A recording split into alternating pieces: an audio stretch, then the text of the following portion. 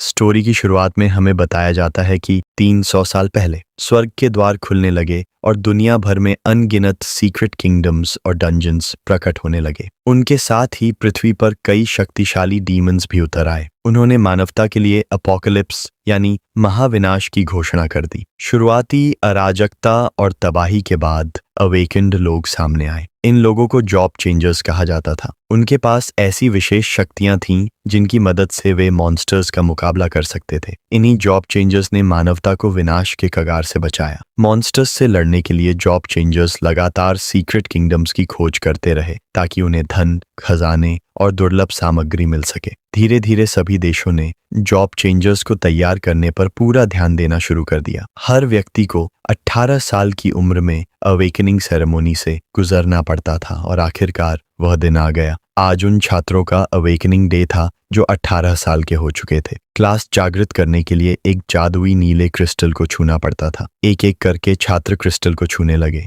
Class 2 के तीसरे वर्ष का छात्र वांग वू क्रिस्टल को छूता है, लेकिन वह कोई क्लास जागृत नहीं कर पाता। उसे क्लासलेस स्टूडेंट घोषित कर दिया जाता है। दूसरी तरफ क्लास 3 का छात्र ली वू सफलतापूर्वक स्वॉर्ड्समैन क्लास जागृत कर लेता है। इसके बाद दूसरे वर्ष की क्लास 3 का छात्र वांग हाउ क्राफ्टर क्लास प्राप्त करता है। आमतौर पर अवेकेंड क्लासेस 3 श्रेणियों में बांटी जाती थीं: combat category, support category, creation category. Combat category सबसे लोकप्रिय और सबसे ताकतवर मानी जाती थी। हर कोई इसी क्लास को पाना चाहता था, जबकि क्रिएशन कैटेगरी को सबसे कमजोर माना जाता था क्योंकि इस कैटेगरी के लोग सीधे लड़ नहीं सकते थे। इसी कारण उन्हें अक्सर समाज में तिरस्कार और उपहास का सामना करना पड़ता था। कुछ और छात्रों ने क्रिस्टल को छुआ। बैंगनी बालों वाला एक छात्र खुशी से झूम उठा क्योंकि उसे कॉम्बैट कैटेगरी की बेहद दुर्लभ मैजिक स्वॉर्ड्समैन क्लास मिली थी। लेकिन वहीं एक दूसरा छात्र रोने लगा क्योंकि उसे क्रिएशन कैटेगरी प्राप्त हुई थी। वह निराश होकर सोचने लगा, आखिर मुझे ऐसी क्लास क्यों मिली जो लड़ाई के लिए बिल्कुल भी उपयोगी नहीं है।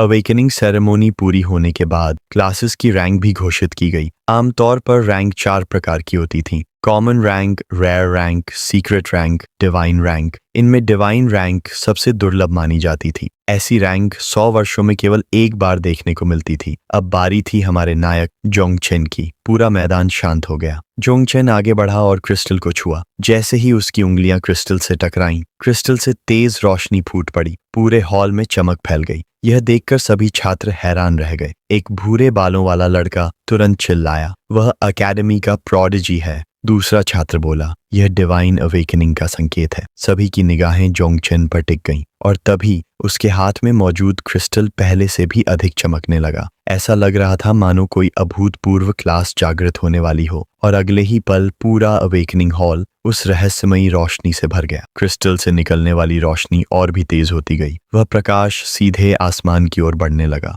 यह देखकर सभी छात्र हैरान रह गए। वे आपस में चर्चा करने लगे कि आखिर यह कौन सी रैंक की क्लास है। कई लोगों का मानना था कि यह डिवाइन रैंक हो सकती है क्योंकि जोंग सिटी में सैकड़ों वर्षों से कोई डिवाइन टैलेंट पैदा नहीं हुआ था। कुछ ही सेकंड में क्रिस्टल से निकली रोशनी ने पूरे आकाश को ढक लिया। फिर आसमान में एक विशाल दिव्य वृक्ष का आकार बनने लगा। वह इतना विशाल था कि शहर के हर कोने से दिखाई दे रहा था। किंवदंती थी कि जब भी कोई डिवाइन रैंक क्लास जागृत होती है तो ऐसा फिनोमेनॉन प्रकट होता है जो स्वर्ग और पृथ्वी दोनों को हिला सकता है। कुछ क्षण बाद अवेकनिंग सफलतापूर्वक पूरी हो गई। जोंगचेन एक हाथ से क्रिस्टल को छुए हुए था, जबकि उसका दूसरा हाथ आराम से उसकी पैंट की जेब में था। वह बस शांत चेहरे के साथ आसमान की ओर देख रहा था। तभी डायरेक्टर वांग वहां पहुंचे। वह मुस्कुराते हुए जोंगचेन के पास आए और बोले, तुम हमारे स्कूल का गर्व हो। मुझे पता था कि तुम एक बेहतरीन कॉम्बैट क्लास जागृत करोगे, लेकिन मैंने कभी नहीं सोचा था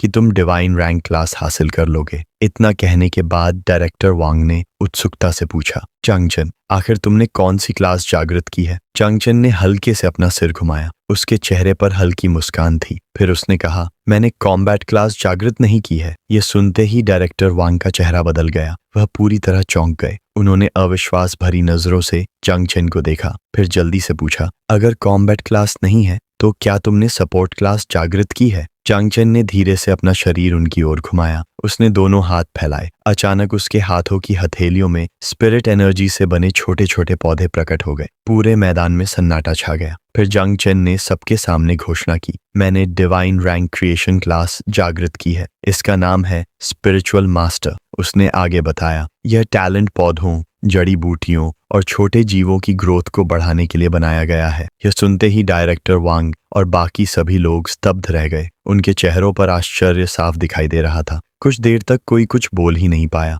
फिर डायरेक्टर वांग ने भारी आवाज में कहा, यह बहुत बुरी बात है, क्योंकि क्रिएशन क्लास में कॉम्बैट एबिलिटी नहीं होती, इसलिए डिवाइन रैंक होने के बावजूद इसे बेकार माना जाता है। उनके साथ खड़े एक प्रोफेसर ने आगे बढ़कर जांग चेन को सांत्वना दी। उन्होंने कहा, निराश मत हो, भले ही तुम लड़ नहीं सकते, लेकिन कम से कम सुरक्षित तो रहोगे। स्पिरिचुअल मास्टर्स रिसर्च फील्ड में बहुत लोकप्रिय होते हैं। तुम भविष्य में एक महान रिसर्चर बन सकते हो। इसके बाद प्रोफेसर ने अफसोस जताते हुए कहा, मैंने तुम्हें जो रिकमेंडेशन देने का वादा किया था अब वह संभव नहीं है, लेकिन अगर तुम रिसर्च फील्ड में जाओ तो मैं तुम्हारे लिए रिकमेंडेशन लेटर की व्यवस्था कर सकता हूँ। प्रोफेसर अपनी बात पूरी भी नहीं कर पाए थे कि जांग चेन ने अचानक उन्हें बीच में ही रोक दिया। उसने धीरे धीरे अपना सिर उठाया। उसकी आंखों में अजीब सा आत्मविश्वास चमक रहा था, मानो उसके पास कोई ऐसा राज हो जिसके बारे में वहां मौजूद किसी को भी अंदाजा नहीं था। और अगले ही पल वह ऐसी बात कहने वाला था जो सबकी सोच बदल देने वाली थी।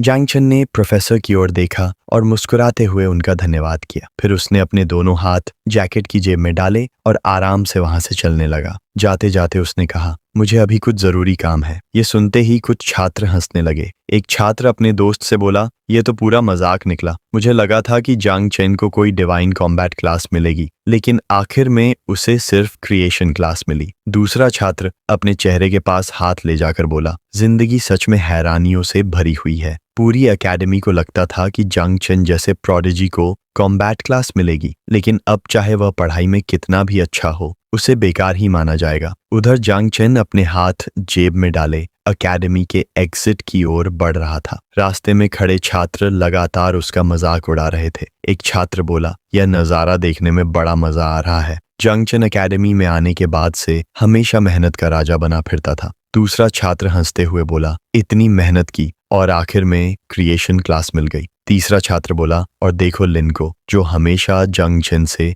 दूसरे स्थान पर रहती थी, उसे सीक्रेट रैंक कॉम्बैट क्लास मिली है। चारों तरफ उड़ते तानों और मजाक को सुनकर भी जांग चेन सिर्फ मुस्कुराया। फिर उसने मन ही मन सोचा, अभी कुछ देर पहले यही लोग मेरे साथ कितना अच्छा व्यवहार कर रहे थे, लेकिन क्रिएशन क्लास जागृत होते ही सब कुछ बदल गया। इतनी जल्दी लोगों का रवैया बदल जाएगा, ये मैंने भी नहीं सोचा था। उसे अब पूरा यकीन हो चुका था, इस दुनिया में सिर्फ ताकत की कीमत है। फिर उसने सोचा, आखिर क्रिएशन क्लास में बुराई ही क्या है। यह सोचकर उसने अपना हाथ आगे बढ़ाया। अचानक उसकी हथेली के ऊपर एक सिस्टम विंडो प्रकट हो गई। उस विंडो में कई नोटिफिकेशंस दिखाई दे रही थीं। पहला संदेश था, क्लास अवेकनिंग सक्सेसफुली कंप्लीटेड। दूसरा संदेश, awakened class, divine rank, spiritual master. और तीसरा संदेश देखकर उसकी आंखें चमक उठीं, natural calamity insect system activated, initial mother insect unlock. Zhang Chen ने सिस्टम विंडो को गौर से देखा। फिर उसके चेहरे पर एक रहस्यमयी मुस्कान उभर आई। उसने मन ही मन कहा, यह क्लास तो मेरे लिए बिल्कुल परफेक्ट है। दरअसल हमारे नायक जांग चेन की असली कहानी यहीं से शुरू होती है।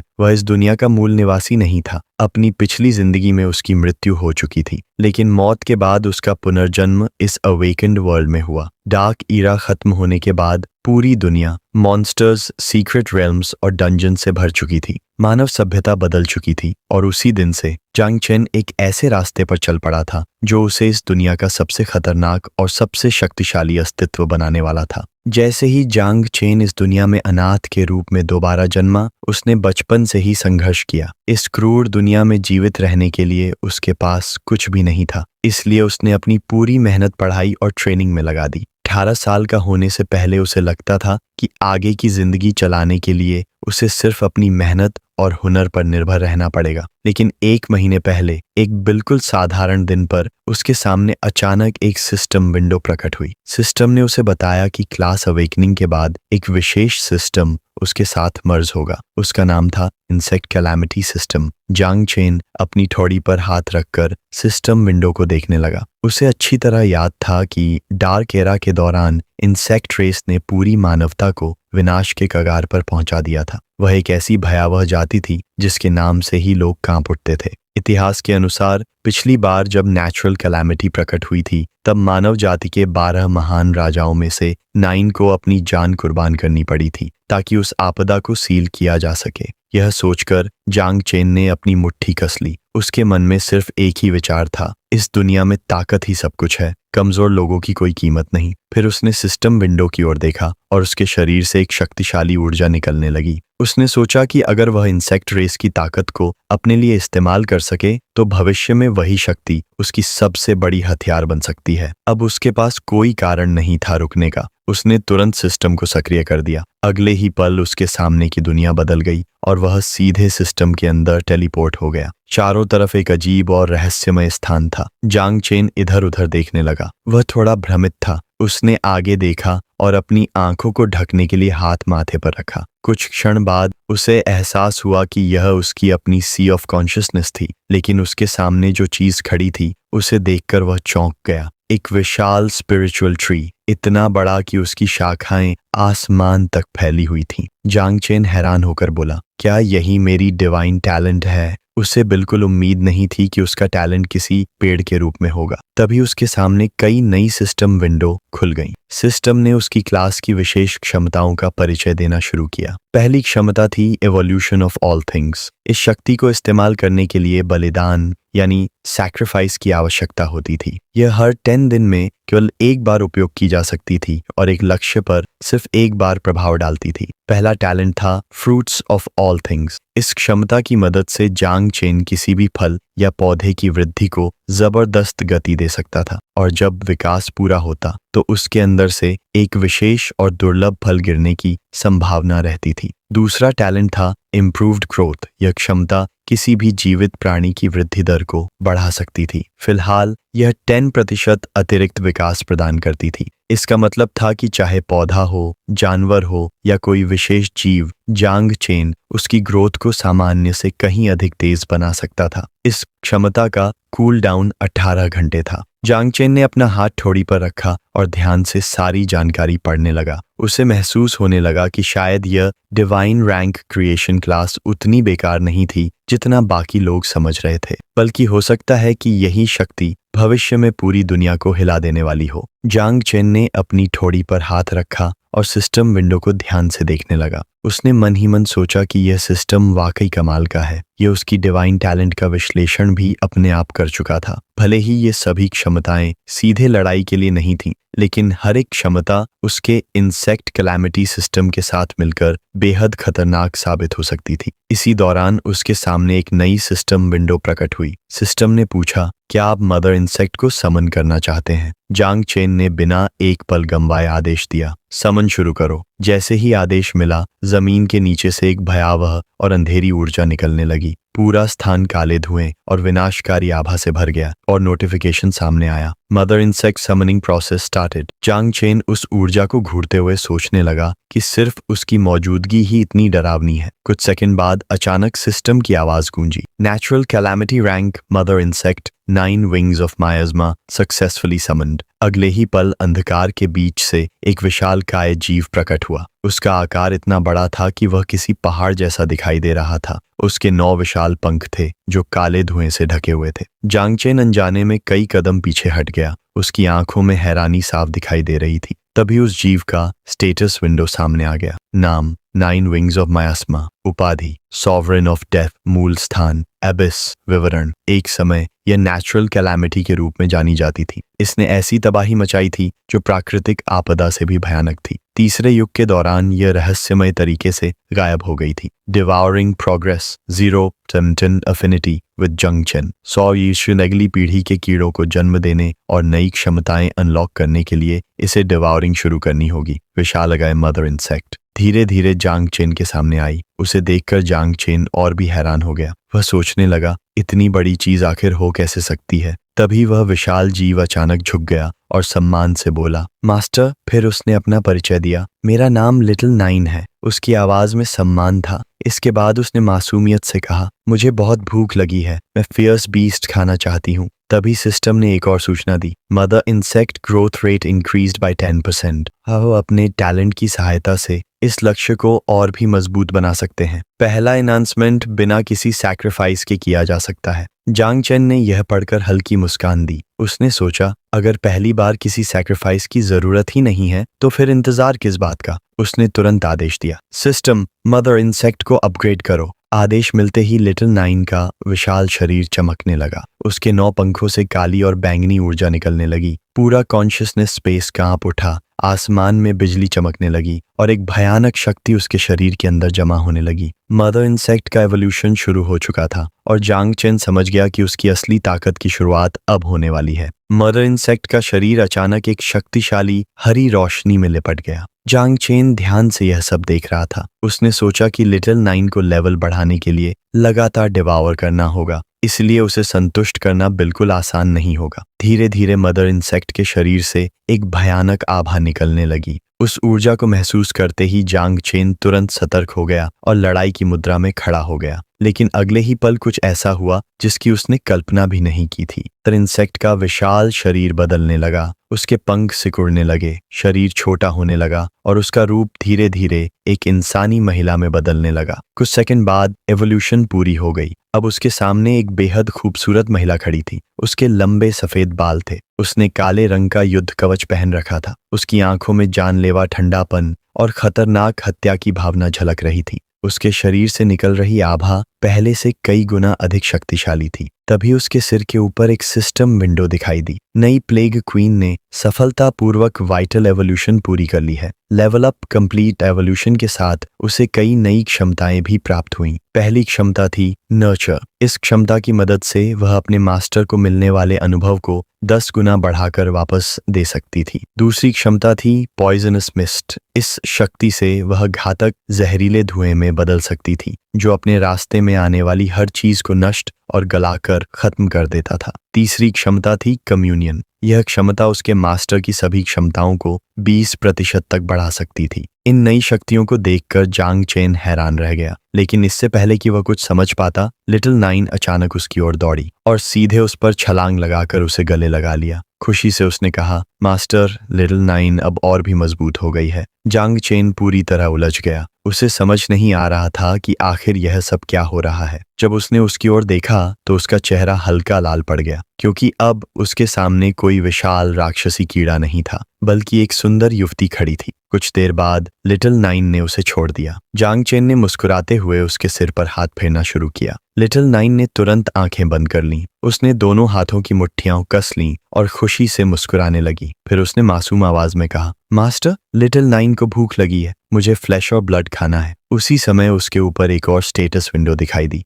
नाम 9 विंग्स ऑफ माइज्मा। उपाधि क्वीन ऑफ प्लेग। विशेष क्षमताएं poison mist, feed, fury, united, devouring value 0। श्रव सिस्टम के अनुसार जब डिवॉरिंग वैल्यू पूरी तरह भर जाएगी तब लिटिल नाइन अपनी संतानों यानी ऑफस्प्रिंग को जन्म दे सकेगी। इसके अलावा उसके पास 2 पैसिव एबिलिटीज भी थीं, एक्सपीरियंस रिटर्न, एट्रीब्यूट एनहांसमेंट। जांग चेन उसके सिर पर हाथ फेरते हुए उसकी जानकारी पढ़ने लगा। जल्द ही उसके चेहरे पर संतुष्टि भरी मुस्कान उभर आई। उसे एहसास हो गया कि स्पिरिचुअल मास्टर टैलेंट केवल पौधों और जीवों की वृद्धि ही नहीं बढ़ाता, यह लिटिल नाइन की डिवॉरिंग स्पीड और एक्सपीरियंस ग्रोथ को भी तेज कर सकता है। मतलब लिटिल नाइन जितनी तेजी से मजबूत होगी, जांग चेन भी उतनी ही तेजी से शक्तिशाली बनता जाएगा। और सबसे महत्वपूर्ण बात यह थी कि इंसेक्ट रेस की पूरी ताकत अब उसके नियंत्रण में आने वाली थी। जांग चेन को महसूस होने लगा कि उसकी डिवाइन रैंक क्रिएशन क्लास शायद दुनिया की सबसे खतरनाक क्लास बनने वाली है। जांग चेन ने लिटिल नाइन की स्टेटस विंडो को ध्यान से देखा और उसके चेहरे पर मुस्कान फैल गई। मदर इंसेक्ट न केवल उसकी एक्सपीरियंस ग्रोथ को बढ़ा सकती थी बल्कि उसके सभी एट्रीब्यूट्स को भी 20% तक बढ़ाने की क्षमता रखती थी। उसने तुरंत महसूस किया कि उसकी divine rank, spiritual master class और इंसेक्ट कैलामिटी सिस्टम एक दूसरे के लिए ही बने हैं। यह एक परफेक्ट कॉम्बिनेशन था। अब उसे किसी कॉम्बैट क्लास की जरूरत नहीं थी। जांग चेन ने दोनों हाथ फैलाए। अगले ही पल उसकी हथेलियों से अनगिनत छोटे छोटे कीड़े बाहर निकलने लगे। वे उसके चारों ओर मंडराने लगे। यह दृश्य देखकर उसकी आंखों में उत्साह चमक उठा। उसने सोचा कि अगर वह लगातार शिकार करता रहा और दुश्मनों को डिवावर कराता रहा तो बहुत जल्द उसके पास कीड़ों की एक विशाल सेना होगी। उसकी ताकत कल्पना से भी परे पहुंच जाएगी। इसके बाद उसकी नज़र फिर से उस विशाल स्पिरिचुअल ट्री पर पड़ी। वह सिस्टम द्वारा बताई गई बातों के बारे में सोचने लगा। इंसेक्ट्स, अबिस, नेचुरल कैलामिटी, इन सभी शब्दों को जोड़ने पर एक ही निष्कर्ष निकलता था। यह शक्ति बेहद खतरनाक थी। सिस्टम ने सारी जानकारी अभी तक नहीं दी थी,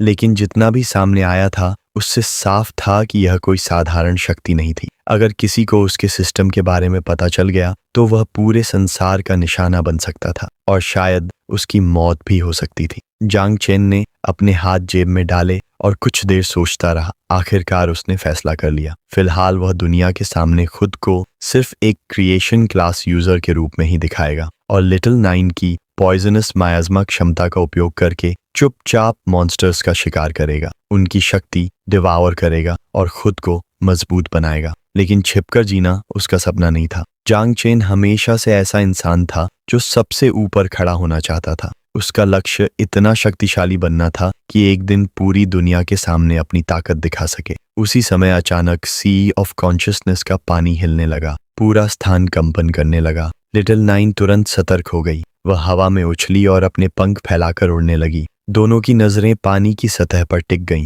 जांग चेन ने गंभीर स्वर में कहा, ऐसा तभी होता है जब कोई बाहरी व्यक्ति मेरी ओर बढ़ रहा हो। लिटिल नाइन ने धीरे धीरे सिर घुमाया। उसकी आंखों में हत्यारी चमक दिखाई देने लगी। फिर उसने जांग चेन की ओर देखकर मुस्कुराते हुए कहा, मास्टर, मुझे किसी खतरे की आहट महसूस हो रही है। अगले ही पल जांग चेन सिस्टम स्पेस से बाहर निकल आया, लेकिन जैसे ही उसने सामने देखा वह एकदम चौंक गया। उसके सामने एक लंबा और ताकतवर आदमी खड़ा था। उसकी ऊंचाई जांग चेन से काफी ज्यादा थी। उसके काले बाल थे, घनी दाढ़ी थी और उसकी एक आंख के पास गहरा निशान बना हुआ था। वह आदमी धीरे धीरे आगे बढ़ा, फिर बिना कुछ कहे जांग चेन की आंखों में देखने लगा। कुछ सेकंड तक दोनों के बीच सन्नाटा छाया रहा। फिर उस आदमी ने गंभीर आवाज में पूछा, पूरे शहर ने जो अवेकनिंग फिनोमिनन देखा था, क्या उसे तुमने सक्रिय किया था? जांग चेन का दिल धड़क उठा। उसने तुरंत अपने दांत भींच लिए। सिर्फ उस आदमी की मौजूदगी से ही उसे दबाव महसूस हो रहा था। उसने अनुमान लगाया कि यह व्यक्ति कम से कम मास्टर रैंक का तो जरूर होगा, शायद उससे भी ज्यादा शक्तिशाली। अब जांग चेन पूरी तरह सतर्क हो चुका था। उसके मन में एक ही सवाल घूम रहा था, इतना ताकतवर व्यक्ति उसे ढूंढने क्यों आया है? वह आदमी लगातार जंग को घूरे जा रहा था। तभी उसके शरीर से एक बेहद शक्तिशाली हरी ऑरा निकलने लगी। आसपास मौजूद लोग उसकी तरफ बढ़ने लगे। आदमी काफी दूर खड़ा था, फिर भी सभी उसकी जबरदस्त ऑरा को महसूस कर सकते थे। सब सोचने लगे कि आखिर वह किस लेवल का। जब उन्होंने देखा कि वह जोंग चेन से बात कर रहा है तो उनके मन में यह सवाल उठने लगा कि कहीं दोनों के बीच कोई टकराव तो नहीं होने वाला। वह आदमी सीधे जोंग की आंखों में देखने लगा। यह देखकर जोंग थोड़ा नर्वस हो गया, क्योंकि वह आदमी काफी देर से बिना कुछ बोले उस पर दबाव बना रहा था। जोंग समझ नहीं पा रहा था कि आखिर वह उसकी परीक्षा ले रहा है या कुछ और। उसी समय इंसेक्ट मदर वहां प्रकट हुई। वह अपनी उंगली चाटते हुए जोंग के पास आई और उस आदमी की तरफ घूरते हुए उसकी आंखों में जानलेवा इरादा दिखाई देने लगा। उसने जंग से कहा कि यह आदमी उसके लिए खतरा है। उसकी नजर में वह आदमी बेहद स्वादिष्ट लग रहा था और वह उसे निगल जाना चाहती थी। जंग तुरंत घबरा गया। उसे महसूस हो गया कि कुछ गड़बड़ है। उसकी आशंका सही निकली, क्योंकि सिस्टम की कई वार्निंग विंडोज उसके सामने दिखाई देने लगीं। इंसेक्ट मदर ने जोंग के लिए एक खतरे का पता लगा लिया था। सिस्टम के अनुसार उस आदमी को डिवावर करने से बहुत अधिक वैल्यू मिलने वाली थी और इंसेक्ट मदर किसी भी पल उसे निगलना शुरू कर सकती थी। अचानक जंग के शरीर से भी एक शक्तिशाली ऑरा निकलने लगी जो चारों दिशाओं में फैल गई। तभी उसे एहसास हुआ कि अब एक और समस्या खड़ी हो गई है। लिटिल नाइन ने भी उस आदमी को खतरे के रूप में पहचान लिया था और वह हमला करने के लिए तैयार हो चुकी थी। जंग की ऑरा वहां मौजूद उन छात्रों तक पहुंच गई जो पहले उसका मजाक उड़ा रहे थे। वे सभी अपने हाथों से चेहरा ढंकते हुए पीछे हटने लगे और हैरानी से सोचने लगे कि आखिर जोंग के अंदर इतनी ठंडी और भयावह ऑरा कहां से आ गई। जोंग के चेहरे पर गुस्सा साफ दिखाई देने लगा। उसकी आंखों में हत्या की चमक उभर आई और वह सीधे उस आदमी को घूरने लगा। उसे समझ आ गया था कि जब डिवाउरिंग वैल्यू कम हो जाती है तब इंसेक्ट मदर की आक्रामकता कई गुना बढ़ जाती है। अगर वह इस स्थिति को रोकना चाहता था तो उसे जल्द से जल्द कुछ मॉन्स्टर्स ढूंढकर लिटिल नाइन को डिवाउर करवाना होगा। दूसरी ओर जोंग से निकल रही शक्तिशाली ऑरा को देखकर वह आदमी केवल मुस्कुराने लगा। उसकी मुस्कान देखकर जंग को तुरंत समझ आ गया कि वह असल में उसकी ताकत को परखना चाहता था, लेकिन अनजाने में उसने इंसेक्ट मदर को सक्रिय कर दिया। अच्छी बात यह थी कि जोंग अभी भी इंसेक्ट मदर को नियंत्रित करने में सक्षम था। बिना समय गंवाए उसने तुरंत उसे दबा दिया। तभी एक सिस्टम विंडो उसके सामने प्रकट हुई। उसने अस्थायी रूप से इंसेक्ट मदर को सप्रेस कर दिया था, लेकिन उसकी डिवाउरिंग वैल्यू अभी भी बहुत कम थी। अगर वह दोबारा ऐसी स्थिति नहीं चाहता था तो उसे जल्द से जल्द इंसेक्ट मदर की डिवाउरिंग और ब्रीडिंग शुरू करनी होगी। वह आदमी अपने दोनों हाथ जैकेट की जेब में डाले खड़ा रहा और जोंग को ध्यान से देखता रहा। आखिरकार उसने मुस्कुराते हुए उसकी तारीफ की। हालांकि जोंग ने अभी अभी अपना अवेकनिंग पूरा किया था, फिर भी उसकी ताकत सामान्य अवेकन से कहीं अधिक थी।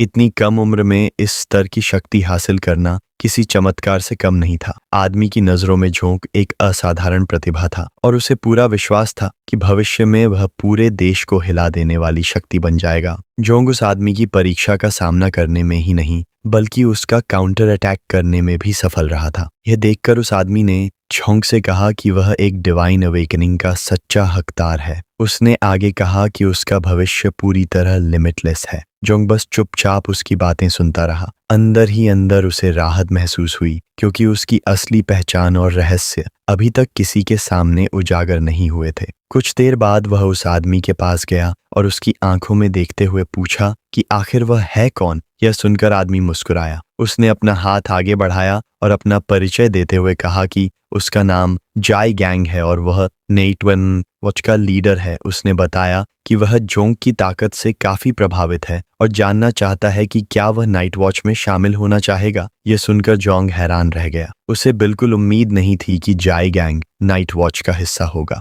नाइट वॉच एक विशेष ऑर्गेनाइजेशन थी जिसे ग्रेट सिया द्वारा डीमंस और बीस्ट हॉर्ड्स का सामना करने की जिम्मेदारी सौंपी गई थी। जब भी कहीं बीस्ट वेव आती या कोई नया सीक्रेट रेल्म अथवा डंजन प्रकट होता, नाइट वॉच हमेशा सबसे पहले वहां पहुंचकर जांच करती या सीधे खतरे का सफाया कर देती। लेकिन लगातार फ्रंट लाइंस पर लड़ने की वजह से नाइट वॉच के सदस्यों की मॉर्टैलिटी रेट बेहद अधिक थी। इसी कारण ज्यादातर लोग इस ऑर्गेनाइजेशन से दूर रहना पसंद करते थे। हालांकि जोंग के लिए स्थिति बिल्कुल अलग थी। इंसेक्ट मदर को लगातार मॉन्स्टर्स के फ्लैश और ब्लड को डिवावर करना पड़ता था ताकि वह डिवावरिंग वैल्यू इकट्ठा कर सके और नए ऑफस्प्रिंग पैदा कर सके। इस समय जोंग को बड़े पैमाने पर मॉन्स्टर्स का सामना करने का अवसर चाहिए था। एक बार डिवावरिंग वैल्यू पूरी हो जाती तो इंसेक्ट मदर रिप्रोडक्शन शुरू कर देती और तब वह कितना बड़ा हंगामा खड़ा करेगी इसका अंदाजा किसी को नहीं था। इसी वजह से वाइल्ड नेचर उसके लिए सबसे उपयुक्त स्थान था। अगर जोंग नाइट वॉच में शामिल हो जाता तो चाहे डिवावरिंग हो या रिप्रोडक्शन, उनसे जुड़े सभी जोखिमों को आसानी से संभाला जा सकता था। जब जोंग जाई गैंग के बढ़ाए हुए हाथ को देख रहा था तब उसके चेहरे पर मुस्कान आ गई। उसने महसूस किया कि नाइट वॉच उसके लिए बिल्कुल परफेक्ट ऑर्गेनाइजेशन थी। दूसरी तरफ वहां मौजूद छात्र आपस में चर्चा करने लगे। वे कह रहे थे कि नाइट वॉच की मॉर्टैलिटी रेट बहुत ज्यादा है और सामान्य लोग वहां जाना भी पसंद नहीं करते। इसी कारण उन्हें विश्वास था कि जोंग चांग कभी भी नाइट वॉच ज्वाइन नहीं करेगा। सुनकर जाई गैंग ने मजबूरन मुस्कान दी और जोंग से कहा कि नाइट वॉच के बारे में फैली ज्यादातर अफवाहें अब पुरानी हो चुकी हैं। जोंग को मना करने से रोकने के लिए जाई गैंग ने आगे कहा कि यदि वह ऑर्गेनाइजेशन में शामिल होने के लिए तैयार हो जाए तो उसे कॉम्प्रिहेंसिव ट्रेनिंग प्रदान की जाए। उसका डिवाइन रैंक इतना मूल्यवान था कि नाइट वॉच उसके ऊपर बड़े पैमाने पर रिसोर्सेज निवेश करने को तैयार थी। बिना एक पल गंवाए जोंग ने जाई गैंग का हाथ थाम लिया। उसने मुस्कुराते हुए उसे लीडर कहकर संबोधित किया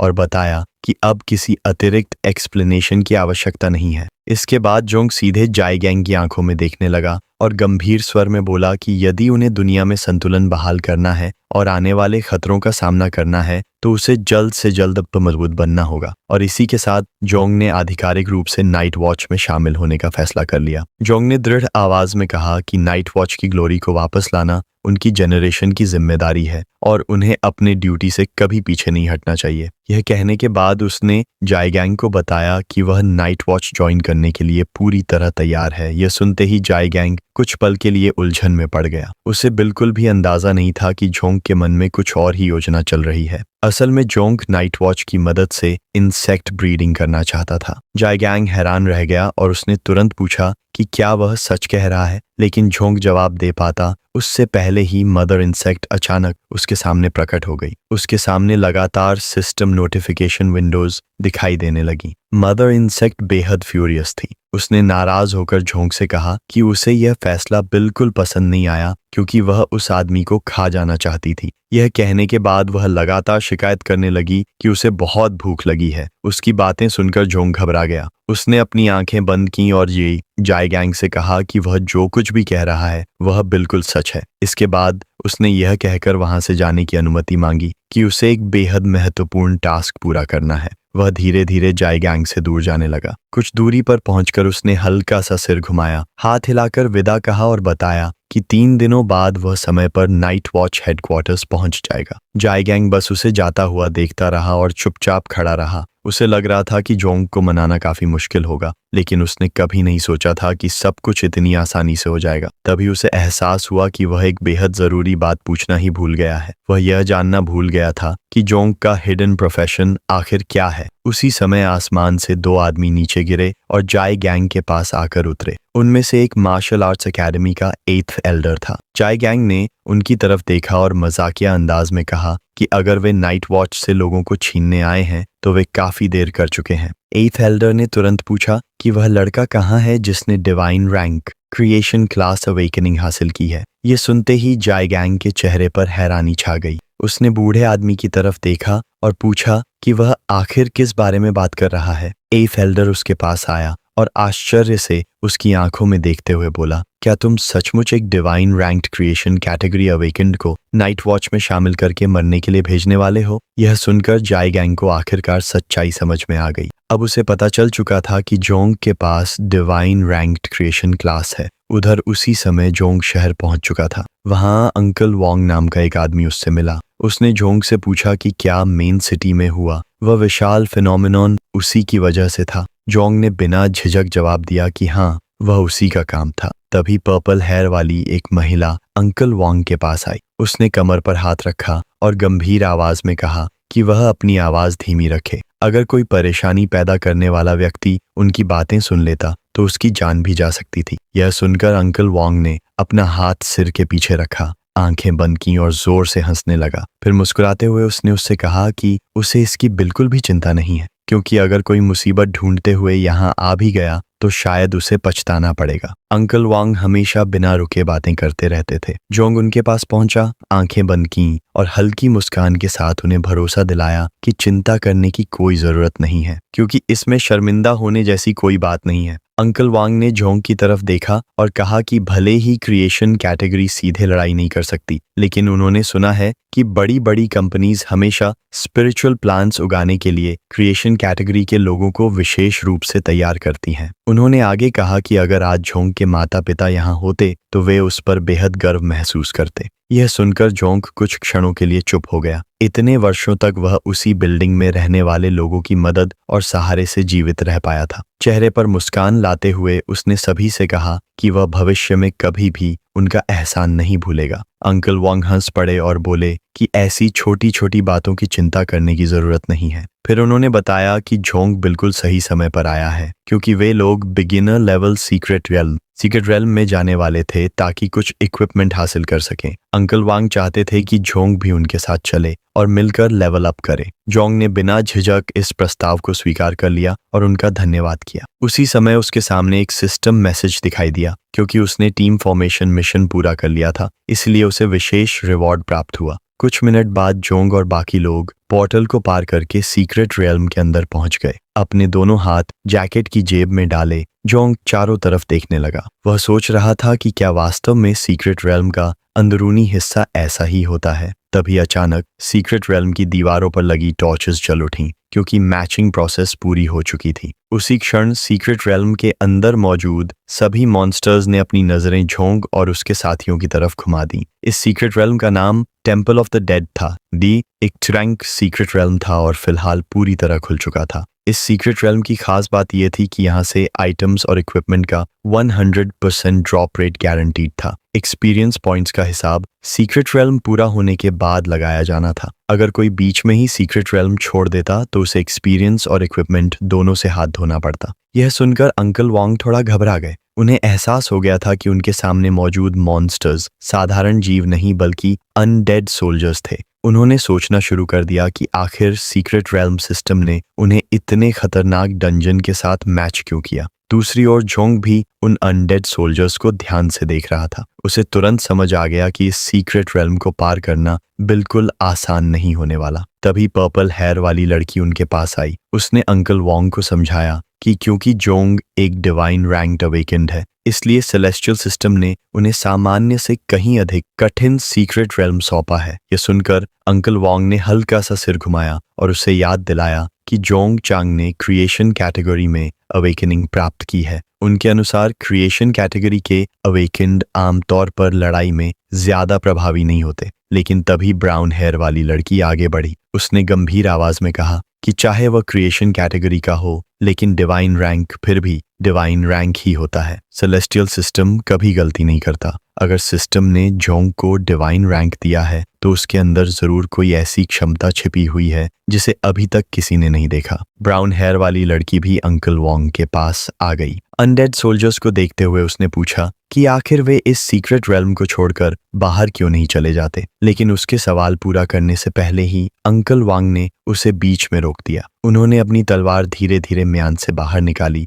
और सभी से कहा कि घबराने की कोई जरूरत नहीं है। उन्होंने बताया कि इस स्तर के सीक्रेट रियल्म्स हर दिन देखने को नहीं मिलते। साथ ही उन्होंने मुस्कुराते हुए कहा कि इस बार जोंग उनके साथ है, इसलिए उनकी किस्मत अच्छी रहेगी और उन्हें बेहतरीन इक्विपमेंट ड्रॉप्स मिलेंगे। जैसे ही अंकल वांग ने अपनी सोर्ड बाहर निकाली, आसपास खड़े अनडेड सोल्जर्स क्रोध से भर उठे। अंकल वांग ने अपनी गति बढ़ाई और मॉन्स्टर्स की तरफ दौड़ते हुए जोंग से कहा कि वह थोड़ा पीछे हट जाए। उनके अनुसार ये अनडेड सोल्जर्स सामान्य सी रैंक मॉन्स्टर्स की तुलना में कहीं अधिक खतरनाक थे। उन्होंने जोंग को पीछे रहने का निर्देश दिया और कहा कि वे पहले डंजन के कोर की तरफ रास्ता बनाएंगे। इतना कहकर अंकल वांग ने अपनी सोर्ड घुमाई और एक अनडेड सोल्जर पर जोरदार हमला कर दिया। उनका वार सीधे मॉन्स्टर के सिर पर पड़ा। हमला करने के बाद उन्होंने पीछे मुड़कर जाई की तरफ देखा और जल्दी से अपनी टैलेंट एनहांसमेंट करने को कहा। यह सुनते ही जाई ने दोनों हाथ जोड़ लिए और अपनी शक्ति सक्रिय कर दी। उसकी एबिलिटी के प्रभाव से अंकल वांग की टैलेंट अस्थायी रूप से बढ़ गई। इस एनहांसमेंट की मदद से अंकल वांग ने कुछ ही पलों में उस अनडेड सोल्जर का अंत कर दिया। जब अंकल वांग और बाकी लोग लड़ाई में व्यस्त थे, तब जोंग दूर खड़ा सब कुछ ध्यान से देख रहा था। वह सोचने लगा कि क्या ये लोग हर दिन सिर्फ जीवित रहने के लिए मॉन्स्टर से लड़ते हैं। यह सोचते ही उसे समझ आ गया कि वे हमेशा घावों से भरे हुए घर क्यों लौटते थे। फिर भी उन्होंने कभी शिकायत नहीं की और हमेशा उसकी मदद करते रहे। खासकर जाई ने तो हर मुश्किल समय में उसका साथ दिया था। जोंग ने सुना था कि जाई एडवेंचरर इसलिए बनी थी क्योंकि उसे अपने भाई की आंखों का इलाज करवाने के लिए पैसे चाहिए थे। अंकल वांग और बाकी लोगों को लड़ते हुए देखकर जोंग के मन में एक नया संकल्प पैदा हुआ। उसने फैसला किया कि वह जल्द से जल्द मजबूत बनेगा और जब वह पर्याप्त पैसा कमाने लगेगा तब उन सभी लोगों का एहसान जरूर चुकाएगा जिन्होंने मुश्किल समय में उसकी मदद की थी। उसी दौरान जब उसका ध्यान कहीं और था, इंसेक्ट मदर फिर से उसके सामने प्रकट हो गई। उसने अपनी ठुड्डी के नीचे हाथ रखा और अनडेड सोल्जर की लाश को देखते हुए कहा कि यहाँ बहुत सारे मॉन्स्टर्स मौजूद हैं। उनके फ्लैश और ब्लड की खुशबू उसे साफ महसूस हो रही थी। वह उन सभी को डिवॉर करना चाहती थी। जोंग ने अपने दोनों हाथ पैंट की जेब में डाले रखे और अनडेड सोल्जर की लाश की तरफ देखते हुए मुस्कुरा दिया। उसे लगा कि लिटिल नाइन ने भी उस लाश को पहले ही डिटेक्ट कर लिया है। इस स्थिति को देखते हुए उसने फैसला किया कि पहले लिटिल नाइन की एबिलिटीज को टेस्ट किया जाए। उसने अपना हाथ आगे बढ़ाया और level 1 poison barrier skill corrosion का इस्तेमाल किया। तुरंत उसकी हथेली में जहरीले धुएं की एक फॉग बनने लगी। फिर उसने लिटिल नाइन को आदेश दिया कि वह अनडेड सोल्जर की लाश को डिवावर कर ले। यह सुनकर लिटिल नाइन बेहद खुश हो गई और उसका धन्यवाद करने लगी। अगले ही पल पॉइजन फॉग धीरे धीरे आगे बढ़ने लगी और सीधे अनडेड सोल्जर की लाश की तरफ बढ़ गई। जोंग ध्यान से यह देखने लगा कि आखिर लिटिल नाइन की डिवावरिंग एबिलिटी कितनी शक्तिशाली है और इस डिवावर के बाद उसे क्या नया परिणाम मिलने वाला है। पॉइजन फॉग धीरे धीरे मॉन्स्टर कॉप्सेस की तरफ बढ़ी और उन्हें डिवावर करना शुरू कर दिया। कुछ ही सेकंड के अंदर उन मॉन्स्टर्स की लाशें गायब होने लगीं। जोंग ने ध्यान से देखा और समझ गया कि जैसे ही मॉन्स्टर कॉप्सेस जहरीली फॉग के संपर्क में आ रही थीं, वे तुरंत करोड़ होकर नष्ट हो रही थीं। यह देखकर जोंग को अब कोई शक नहीं रहा कि लिटिल नाइन की पॉइजनस फॉग बेहद शक्तिशाली है। जब लिटिल नाइन ने पहली कॉप्स को पूरी तरह डिवावर कर लिया तो डिवावरिंग वैल्यू बढ़कर 10 पॉइंट्स हो गई। लेकिन मॉन्स्टर्स का लेवल काफी कम था, इसलिए ग्रोथ रेट भी बहुत धीमी थी। इसका मतलब था कि लिटिल नाइन को तेजी से मजबूत होने के लिए और अधिक मॉन्स्टर्स डिवावर करने होंगे। जोंग ने एक हाथ जेब में रखा और पीछे मुड़कर वहाँ अंकल वांग और उसके साथियों को देखा। उसे महसूस हुआ कि वे सचमुच कई वर्षों से साथ काम करने वाले अनुभवी पार्टनर्स थे। बहुत कम समय में वे डंजन की गहराइयों तक पहुंच चुके थे। क्योंकि पॉइजन मिस्ट एक एरिया स्किल थी और जोंग अभी तक उसे पूरी तरह कंट्रोल नहीं कर सकता था, इसलिए गलती से किसी साथी के घायल होने की संभावना बनी हुई थी। इसी वजह से उसने फैसला किया कि वह अंकल वांग और बाकी लोगों के पीछे पीछे चलेगा और रास्ते में मिलने वाली मॉन्स्टर कॉप्सेस को संभालेगा। उसी समय लिटिल नाइन ने उसका ध्यान अपनी तरफ खींचा। उसने जोंग से कहा कि उसे कुछ महसूस हो रहा है। जोंग ने तुरंत अपना सिर घुमाया और देखा कि जमीन के नीचे से और मॉन्स्टर्स निकलने लगे हैं। लिटिल नाइन ने बताया कि उसे उस दिशा से ताज़ा फ्लैश और ब्लड की गंध महसूस हो रही है। वे मॉन्स्टर्स वास्तव में लेवल 10 शैडो लर्कर्स थे। उनके पास 20 points strength, 15 points agility, 10 points defence और 5 पॉइंट्स स्टैमिना थी। ये मॉन्स्टर्स शैडोज में छिपकर कमजोर टारगेट्स का शिकार करने के लिए जाने जाते थे। जोंग उन शैडो लर्कर्स को ध्यान से देखने लगा। वह सोचने लगा कि उनके नाम रेड कलर में क्यों दिखाई दे रहे हैं। फिर उसे एहसास हुआ कि ऐसा इसलिए था क्योंकि उनका लेवल उससे काफी ज्यादा था। लेकिन जब एट्रीब्यूट्स की बात आई तो स्थिति पूरी तरह अलग थी। स्किल एनहांसमेंट की वजह से शैडो लर्कर्स के सभी एट्रीब्यूट्स जोंग से कमजोर थे। उसी समय उसके सामने उसका स्टैटिस्टिक्स विंडो प्रकट हुआ। उसकी डिवारिंग वैल्यू अभी लेवल 1 पर थी। उसकी आइडेंटिटी थी लॉर्ड ऑफ इंसेक्ट। उसका ऑक्यूपेशन था डिवाइन रैंक स्पिरिचुअल मास्टर। उसके पास 3 लेवल 1 टैलेंट्स मौजूद थीं। पहली टैलेंट थी ग्रोथ ऑफ ऑल थिंग्स, दूसरी टैलेंट थी डिवाइन एवोल्यूशन और तीसरी टैलेंट थी ancestral tree of all things. Jong के पास इंसेक्ट मदर लिटिल नाइन थी, जिसे 9 मायास्मा विंग के नाम से भी जाना जाता था। उसका नेचुरल रैंक कैलामिटी लेवल था। फिलहाल जोंग के पास कोई इक्विपमेंट नहीं था। उसके एट्रीब्यूट्स इस प्रकार थे: strength 35 points, agility 31 points, endurance 27 points, constitution 20 points. उसका कॉम्बैट पावर स्कोर 41 स्टार्स तक पहुंच चुका था। वर्तमान समय में उसके पास 2 पैसिव एबिलिटीज थीं। पहली थी एक्सपीरियंस रिटर्न, दूसरी थी एट्रीब्यूट एनहांसमेंट। उसकी करंट डिवारिंग वैल्यू 100 में से 10 थी और करंट एक्सपीरियंस अभी 0 थी। अपने स्टेटस विंडो को देखने के बाद जोंग ने एक निर्णय लिया। अब समय आ गया था कि वह इन शैडो लर्कर्स के खिलाफ अपनी असली ताकत को परखे और यह देखे कि डिवाइन रैंक स्पिरिचुअल मास्टर की शक्ति वास्तव में कितनी भयावह हो सकती है। जोंग ने फैसला किया कि अब समय आ गया है अपनी स्किल्स को टेस्ट करने का। उसने अपना हाथ एक तरफ बढ़ाया और लिटिल नाइन को आदेश दिया कि वह पॉइजनस मिस्ट में ट्रांसफॉर्म होकर उसके साथ चले। लिटिल नाइन ने तुरंत उसकी बात मानी और पॉइजनस मिस्ट में बदल गई। वह जहरीली धुंध धीरे धीरे जमीन से चिपकते हुए आगे बढ़ने लगी। उसी समय शैडो लर्कर मॉन्स्टर्स तेजी से जोंग की तरफ बढ़ने लगे। जोंग ने अपना हाथ चेहरे के पास लाया। उसकी हथेली से लिटिल नाइन की पॉइजनस मिस्ट लगातार निकल रही थी और वह बिना पलक झपकाए मॉन्स्टर्स को घूर रहा था। कुछ सेकंड बाद वह अचानक उनकी तरफ दौड़ पड़ा। यह देखकर शैडो लर्कर्स ने उस पर हमला करने की कोशिश की, लेकिन जोंग ने बड़ी आसानी से उनके सभी अटैक्स डॉज हमलों से बचते हुए उसने अपने हाथ से उनके शरीर को छू लिया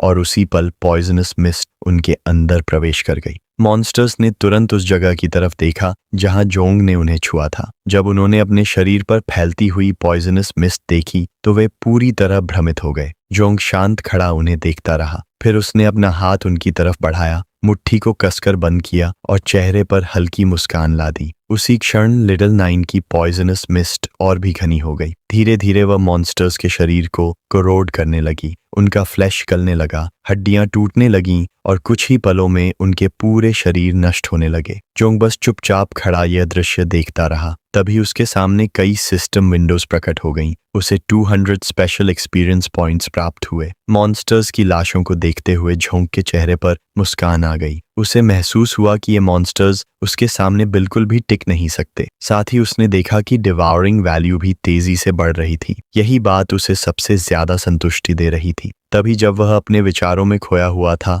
लिटिल नाइन फिर से उसके सामने प्रकट हुई। उसने जोंग को बताया कि उनके पीछे और भी ब्लड फूड दिखाई दिया है। यह सुनते ही जोंग ने पीछे मुड़कर देखा और सचमुच वहां से कई और शैडो लर्कर मॉन्स्टर्स निकल रहे थे। लेकिन इस बार जोंग ने कोई हरकत नहीं की। उसने बस दोनों हाथ अपनी जेब में डाल लिए और शांत खड़ा रहा। फिर उसने मॉन्स्टर्स की तरफ देखा और गंभीरता से सोचने लगा। उसे अंकल वांग बाकी लोगों की चिंता होने लगी थी। अब उसे समझ आ गया था कि इस डंजन में जितना दिखाई दे रहा है उससे कहीं ज्यादा हिडन मॉन्स्टर्स मौजूद हैं। अगर वह जल्दी नहीं पहुंचा तो अंकल वांग और बाकी लोग खतरे में पड़ सकते थे।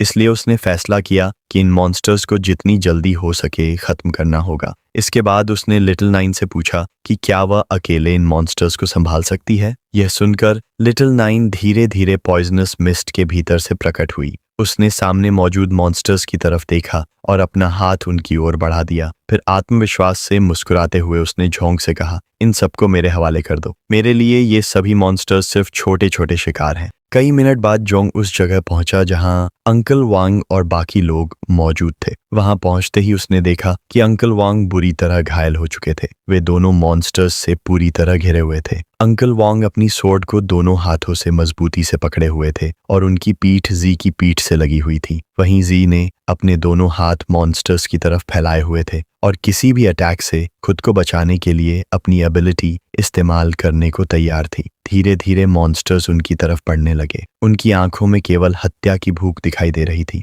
अंकल वांग के घाव से बहता हुआ ब्लड उनके चेहरे तक पहुंच रहा था। उन्होंने अपने दांत भींच लिए और मॉन्स्टर्स को घूरते हुए जेड से कहा कि हर गुजरते पल के साथ इन मॉन्स्टर्स को हराना और मुश्किल होता जा रहा है। अगर यही रफ्तार बनी रही तो उनके लिए जिंदा बचकर निकलना लगभग असंभव होगा। यह कहते हुए अंकल वांग ने अपना सिर उसकी तरफ घुमाया और उसे आदेश दिया कि वह जोंग को ढूंढे और यहाँ से तुरंत निकल जाए। ये सुनते ही जेड हैरान रह गई। उसने उनकी तरफ देखा और पूछा कि आखिर वे ऐसी बातें क्यों कर रहे हैं। लेकिन उसी समय जब अंकल वांग का ध्यान कुछ पल के लिए भटका हुआ था, एक अनडेड सोल्जर ने मौका देख लिया। वह अचानक तेजी से उनकी तरफ झपटा। उसका इरादा अंकल वांग पर सरप्राइज अटैक करने का था। अंकल वांग ने स्वॉर्ड को एक हाथ से पकड़ा हुआ था और उनकी नजर अभी भी जी पर थी। अचानक उन्हें किसी खतरनाक प्रेजेंस का एहसास हुआ। उन्होंने तुरंत अपना सिर घुमाया और जैसे ही उनकी नजर अनडेड सोल्जर पर पड़ी, उनका चेहरा बदल गया। मॉन्स्टर की स्वॉर्ड सीधे उनके सिर की तरफ पड़ रही थी।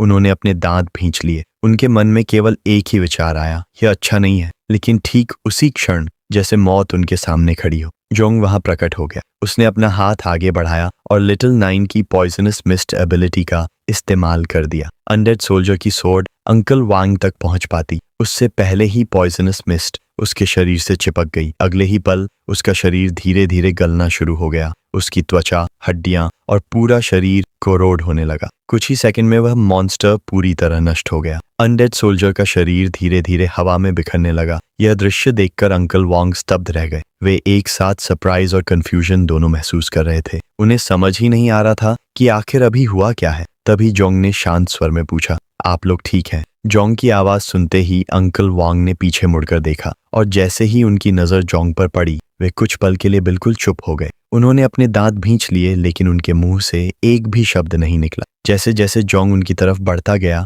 उसके चेहरे पर आत्मविश्वास साफ दिखाई दे रहा था। उसने अपना हाथ एक तरफ बढ़ाया और फिर से लिटिल नाइन की पॉइजनस मिस्ट का इस्तेमाल किया। जहरीली धुंध तेजी से फैलने लगी। जो भी अनडेड सोल्जर्स उसके संपर्क में आते, उनके शरीर तुरंत गलने लगते। एक के बाद एक मॉन्स्टर्स नष्ट होने लगे। धीरे धीरे पूरे क्षेत्र में मौजूद सभी अनडेड सोल्जर्स पॉइजनस मिस्ट की चपेट में आ गए। कुछ ही मिनटों में बैटलफील्ड का माहौल पूरी तरह बदल गया। जहां पहले मॉन्स्टर्स का आतंक छाया हुआ था, अब वहां केवल उनके बिखरे हुए अवशेष पड़े थे। जब अनडेड सोल्जर्स धीरे धीरे कोरोड होकर नष्ट हो रहे थे, तब अंकल वांग ने एक हाथ में स्वॉर्ड पकड़े हुए अपना शरीर जोंग की तरफ घुमाया। उन्होंने जोंग को घूरते हुए पूछा कि आखिर एक क्रिएशन क्लास अवेकेंड होने के बावजूद वह ऐसा कैसे कर पा रहा है। जोंग उनके सामने आकर रुक गया। उसके शरीर से एक शक्तिशाली एनर्जी निकल रही थी। उसने मुस्कुराते हुए अपना सिर अंकल वांग की तरफ घुमाया और कहा कि उसके पास एक हिडन एबिलिटी है जिसका नाम पॉइजनस मिस्ट है। यह कहने के बाद उसने फिर से अपना हाथ एक तरफ बढ़ाया और लिटिल नाइन की पॉइजनस मिस्ट एबिलिटी का इस्तेमाल किया। इसके बाद जोंग ने देखा कि अंकल वांग बुरी तरह घायल हो चुके हैं। उसने तुरंत जियोलान और जैली से कहा कि वे अंकल वांग को जल्दी से सीक्रेट रेल्म के पोर्टल तक ले जाएं। साथ ही उसने यह भी बताया कि वह पीछे रुककर उनका कवर करेगा। यह सुनते ही सभी लोग हैरान रह गए। अंकल वांग ने अविश्वास भरी नजरों से उसे देखा और कहा कि भले ही उसके पास डिवाइन क्लास हो, लेकिन यह काम बेहद खतरनाक है। जियो भी जोंग की तरफ देखने लगी। उसके चेहरे पर चिंता साफ दिखाई दे रही थी। उसने जोंग से कहा कि वह भी उनके साथ चले। यहाँ अकेले रुककर अनडेड सोल्जर्स से लड़ना सही नहीं होगा। जब सभी उसे समझाने की कोशिश कर रहे थे, तब ज़ेडली चुपचाप अपना हाथ मुंह के पास रखे खड़ी रही। उसने एक शब्द भी नहीं कहा। जोंग ने उनकी तरफ अपनी पीठ कर ली। उसके शरीर से निकलती हुई एनर्जी लगातार बढ़ती जा रही थी। उसने हल्का सा अपना सिर उनकी तरफ घुमाया और अंकल वांग को आश्वासन दिया कि चिंता करने की कोई जरूरत नहीं है, उसे कुछ नहीं होगा।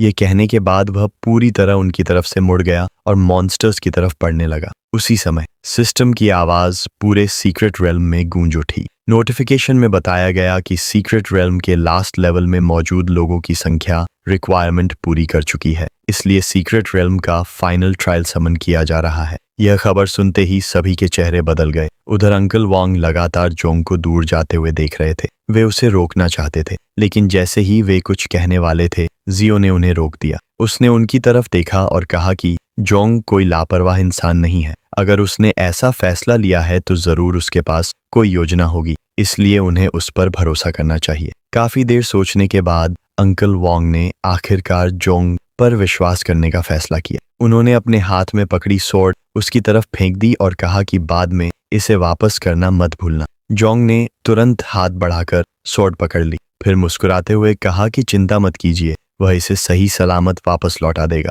यह स्वॉर्ड थी नोविस कॉन्करर्स स्वॉर्ड। इसमें 25 स्पीड पॉइंट्स, 30 स्ट्रेंथ पॉइंट्स और 2% अटैक स्पीड बोनस मौजूद था। इसके अलावा इसमें एक पैसिव एबिलिटी भी थी जो पहले से एक्टिव थी। जोंग ने स्वॉर्ड को अपने चेहरे के पास लाकर मॉन्स्टर्स को आक्रामक नजरों से घूरना शुरू कर दिया। उसके लिए यह स्थिति बेहद फायदेमंद थी, क्योंकि अंकल वांग की स्वॉर्ड मिलने के बाद वह पॉइजनस मिस्ट की अटैक रेंज को और भी बढ़ा सकता था। उसने तुरंत पॉइजनस मिस्ट एबिलिटी एक्टिवेट कर दी। धीरे धीरे जहरीली धुंध स्वॉर्ड की ब्लेड पर फैलने लगी। उधर अनडेड सोल्जर्स भी पूरी रफ्तार से उसकी तरफ बढ़ने लगे। वे जोंग पर हमला करना चाहते थे, लेकिन अगले ही पल जोंग बिजली की तरह हरकत में आ गया। पलक झपकते ही उसने उनके सभी अटैक्स डॉज कर दिए। फिर अंकल वांग की स्वॉर्ड घुमाते हुए मॉन्स्टर्स के शरीर टुकड़ों में काट दिए। स्वॉर्ड की ब्लेड पर मौजूद पॉइजनस मिस्ट उनके शरीरों में फैल गई और देखते ही देखते वे करोड़ होकर नष्ट होने लगे। इन मॉन्स्टर्स के लिए जोंग का मुकाबला करना असंभव था। आखिर वह पूरे स्कूल का सबसे बेहतरीन स्वॉर्ड्समैन था। लेकिन जब जोंग अनडेड सोल्जर्स को खत्म करने में व्यस्त था, तभी एक और भी खतरनाक मॉन्स्टर उसकी तरफ बढ़ने लगा। उसकी स्पीड बाकी सभी मॉन्स्टर्स से कहीं ज्यादा थी। मॉन्स्टर ने अपनी स्वॉर्ड कसकर पकड़ ली और चुपचाप जोंग की तरफ बढ़ने लगा। उसका इरादा सरप्राइज अटैक करने का था। शुरुआत में जोंग को उसकी प्रेजेंस महसूस नहीं हुई, लेकिन जैसे ही उसने अपना सिर घुमाया, उसकी नजर उस मॉन्स्टर पर पड़ गई। मॉन्स्टर अविश्वसनीय स्पीड से उसकी तरफ आ रहा था। जोंग ने तुरंत मोमेंटम लिया और एक बड़ी जंप लगा दी। अगले ही पल मॉन्स्टर की स्वॉर्ड जमीन पर आ गिरी। धड़ाम! अटैक इतना शक्तिशाली था कि पूरी जमीन टूटकर बिखर गई। चारों तरफ पत्थरों के टुकड़े उड़ने लगे। मॉन्स्टर ने देखा कि जोंग ने उसका अटैक डॉज कर लिया है। तुरंत उसकी आंखों में मर्डरस इंटेंट भर गया। उसने स्वॉर्ड को और मजबूती से पकड़ा और जैसे ही उसने देखा कि जोंग अभी भी हवा में है, उसने दूसरा अटैक कर दिया। सौभाग्य से जोंग समय रहते प्रतिक्रिया कर पाया। उसने अंकल वांग की स्वॉर्ड आगे करके अटैक ब्लॉक कर लिया, लेकिन दोनों की स्ट्रेंथ में बहुत बड़ा अंतर था। टन! एक तेज आवाज गूंजी और अगले ही पल अंकल वांग की स्वॉर्ड बीच से टूट गई। ब्रोकन स्वॉर्ड के साथ जोंग को कई मीटर दूर उछाल दिया गया। वह तेजी से पीछे की तरफ फिसलने लगा, लेकिन उसने अपने पैर जमीन पर जमा दिए और किसी तरह अपने शरीर को रोक लिया। इसके बाद उसने अपना सिर घुमाकर ब्रोकन स्वॉर्ड की तरफ देखा। उसे यकीन ही नहीं हुआ। अंकल वांग की स्वॉर्ड सचमुच टूट चुकी थी। अब जोंग बॉस से ज्यादा स्वॉर्ड को लेकर परेशान था। उसके दिमाग में केवल एक ही सवाल घूम रहा था, वह अंकल वांग को कैसे समझाएगा कि उनकी कीमती स्वॉर्ड टूट गई है। उसी समय सिस्टम ने बॉस की जानकारी दिखा दी। सीक्रेट रेल्म का बॉस था अनडेड किंग, लेवल 15। यह देखकर जोंग का चेहरा गंभीर हो गया। अनडेड किंग धीरे धीरे खड़ा हुआ। उसने एक हाथ में स्वॉर्ड पकड़ रखी थी। उसकी आंखें जोंग पर टिकी हुई थीं। उनमें केवल हत्या की इच्छा दिखाई दे रही थी। अचानक अनडेड किंग का शरीर कांपने लगा और अगले ही पल वह गायब हो गया। जोंग कुछ समझ पाता उससे पहले ही अनडेड किंग उसकी पीठ के पीछे प्रकट हो गया। उसने स्वॉर्ड उठाई और अटैक करने की तैयारी कर ली। जैसे ही जोंग को पीछे से आती हुई खतरनाक प्रेजेंस का एहसास हुआ, उसके पूरे शरीर में खतरे की घंटियां बज उठीं। जोंग ने तुरंत अपना सिर घुमाया और आक्रामक नजरों से अनडेड किंग को देखने लगा। उसी क्षण उसने जोर से लिटिल नाइन को पुकारा। जैसे ही अनडेड किंग की स्वॉर्ड जोंग पर गिरने वाली थी, अचानक लिटिल नाइन वहां प्रकट हो गई। उसने केवल एक हाथ से स्वॉर्ड की ब्लेड को पकड़ लिया। पूरा बैटलफील्ड एक पल के लिए शांत हो गया। लिटिल नाइन की नजरें सीधे अनडेड किंग पर टिकी हुई थीं। फिर उसने बिना नजर हटाए जोंग से पूछा, क्या मैं इसे खत्म कर सकती हूँ? जोंग ने बिना एक पल गंवाए जवाब दिया, हाँ। यह सुनते ही लिटिल नाइन के चेहरे पर खुशी भरी मुस्कान आ गई। अगले ही पल क्रैक, सिर्फ अपनी पकड़ की ताकत से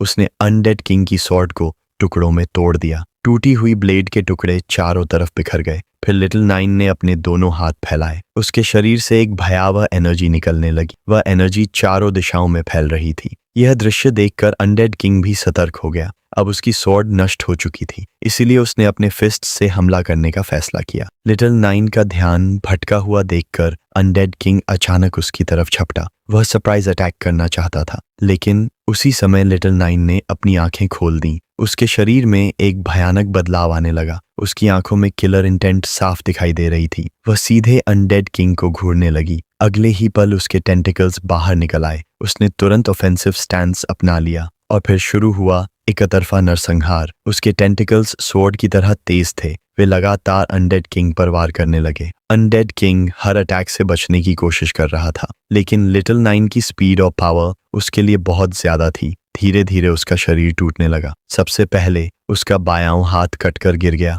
फिर उसका दायां हाथ भी अलग हो गया। अनडेड किंग दर्द से गरज उठा, लेकिन लिटिल नाइन नहीं रुकी। उसने एक और हमला किया। स्विश! इस बार अनडेड किंग का सिर उसके धड़ से अलग हो गया। फिर उसने अपने टेंटिकल को सीधे उसके सिर में घोंप दिया। इसके बाद वह मुड़ी और जोंग की तरफ चलने लगी। पीछे अनडेड किंग का शरीर धड़ाम से जमीन पर गिर पड़ा। अब उसके हाथ में बॉस का कटा हुआ सिर था। उसके पूरे शरीर से शक्तिशाली एनर्जी निकल रही थी। यह दृश्य देखकर जोंग मुस्कुरा उठा। उसे यकीन नहीं हो रहा था कि लिटिल नाइन सीक्रेट रेल्म के बॉस के सामने भी इतनी शांत और आत्मविश्वासी रह सकती है। उसने सोचा कि अब बॉस मर चुका है, इसलिए पोर्टल जल्द ही खुल जाएगा। लिटिल नाइन ने मोमेंटम लिया और जोंग के पास आकर उतर गई। तभी अचानक उसके सामने एक एनर्जी क्रिस्टल प्रकट हुआ। जोंग ने हैरानी से उसे देखना शुरू कर दिया। उसे समझ नहीं आया कि यह आखिर क्या है। एनर्जी क्रिस्टल धीरे धीरे हवा में ऊपर उठने लगा। फिर उसने आसपास पड़े मॉन्स्टर्स के कॉर्प्सेस से मैजिक एनर्जी खींचना शुरू कर दिया। चारों तरफ बिखरी हुई मैजिक एनर्जी क्रिस्टल के अंदर समाने लगी। यह देखकर जोंग पूरी तरह चौंक गया। कुछ सेकंड बाद क्रिस्टल पहले से कई गुना ज्यादा चमकने लगा। उसके अंदर जमा हुई एनर्जी लगातार बढ़ती जा रही थी। पूरा सीक्रेट रेल्म उस रहस्यमयी रोशनी से जगमगाने लगा और तभी एनर्जी क्रिस्टल अचानक तेजी से कांपने लगा। ऐसा लग रहा था जैसे उसके अंदर कुछ जन्म लेने वाला हो। जोंग और लिटिल नाइन दोनों की नजरें उसी क्रिस्टल पर टिक गईं, क्योंकि उन्हें एहसास हो चुका था कि असली रहस्य अभी सामने आना बाकी है। अचानक एनर्जी क्रिस्टल तेजी से ग्लो करने लगा। उसकी चमक इतनी बढ़ गई कि पूरे सीक्रेट रेल्म में रोशनी फैल गई। फिर अगले ही पल धड़ाम, क्रिस्टल के अंदर से एक विशाल मॉन्स्टर प्रकट हुआ। उसका नाम था अनडेड टायरेंट। उसका आकार इतना बड़ा था कि वह लिटिल नाइन और जोंग दोनों से लगभग 20 गुना विशाल दिखाई दे रहा था। उसकी आंखों में भयानक किलर किलर इंटेंट भरा हुआ था। वह लगातार जोंग और लिटिल नाइन को घूर रहा था। यह देखकर जोंग के मन में एक विचार आया, क्या एनर्जी क्रिस्टल ही इस सीक्रेट रेल्म का असली बॉस था? उसने अपने दांत भींच लिए और तुरंत लिटिल नाइन को आदेश दिया, अनडेड टायरेंट के अंदर मौजूद एनर्जी क्रिस्टल को नष्ट कर दो। यह सुनते ही लिटिल नाइन तैयार हो गई। उधर अनडेड टायरेंट ने एक भयानक रोर किया। उसकी गर्जना से पूरा सीक्रेट रेल्म कांप उठा। अगले ही पल उसने अपने विशाल मेस को घुमाया और लिटिल नाइन पर हमला कर दिया। लेकिन पलक झपकते ही लिटिल नाइन ने मोमेंटम लिया और दीवार की तरफ छलांग लगा दी। उसने हवा में खुद को उछालकर अटैक को आसानी से डॉज कर लिया। धड़ाम! अनडेड टायरेंट का मेस जमीन से टकराया। टक्कर इतनी भयानक थी कि जमीन कई हिस्सों में टूट गई। लेकिन मॉन्स्टर रुका नहीं। उसने तुरंत दूसरा अटैक कर दिया। इस बार भी लिटिल नाइन ने मोमेंटम लिया और हवा में ऊंची जंप लगा दी। वह फिर से अटैक से बच गई। मॉन्स्टर का मेस दोबारा जमीन पर गिरा। चारों तरफ पत्थरों के टुकड़े उड़ने लगे। हवा में मौजूद लिटिल नाइन की आंखों में अब मर्डरस इंटेंट साफ दिखाई दे रही थी। वह सीधे अनडेड टायरेंट को घूर रही थी। अचानक उसने अपने दोनों हाथ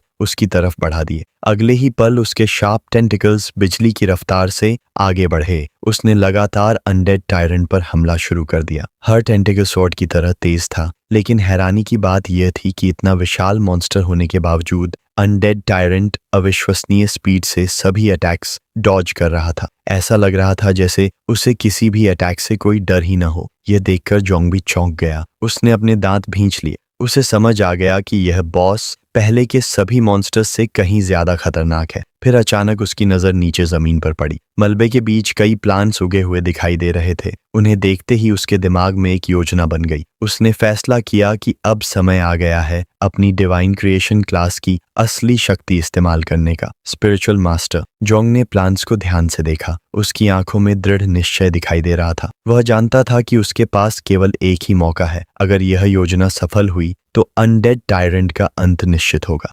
जोंग को समझ आ गया था कि अनडेड टायरेंट बेहद तेज था और उसके हर अटैक में विनाशकारी ताकत छिपी हुई थी। अनडेड टायरेंट ने अपना विशाल मेस जमीन से उठाया और पूरी ताकत के साथ मोमेंटम लेने लगा। जोंग को ऐसा महसूस हुआ जैसे कोई बेकाबू रेज से भरा बुल उसकी तरफ दौड़ रहा हो। लेकिन जोंग समझ चुका था कि यही उसकी सबसे बड़ी वीकनेस भी है। उधर लिटिल नाइन ने अपने शार्प टेंटिकल्स से अनडेड टायरेंट पर हमला करने की कोशिश की, लेकिन अनडेड टायरेंट ने अपने पूरे शरीर को तेजी से स्पिन करना शुरू कर दिया। उसने बड़ी आसानी से सभी टेंटिकल्स को डॉज कर दिया। फिर उसने दोबारा मोमेंटम लिया और बिजली जैसी स्पीड से जोंग की तरफ बढ़ने लगा। कुछ ही सेकंड बाद उसने हवा में एक विशाल जंप लगा दी। जोंग ने अपना सिर उठाकर अनडेड टायरेंट की तरफ देखा। उसकी नजरें पूरी तरह बॉस पर टिकी हुई थीं। उसने मन ही मन कहा, यह अच्छा नहीं है। उसे अभी अभी महसूस हुआ था कि जमीन के नीचे कई हिडन स्पिरिचुअल रूट्स मौजूद हैं और यही उसकी जीत की आखिरी उम्मीद थी।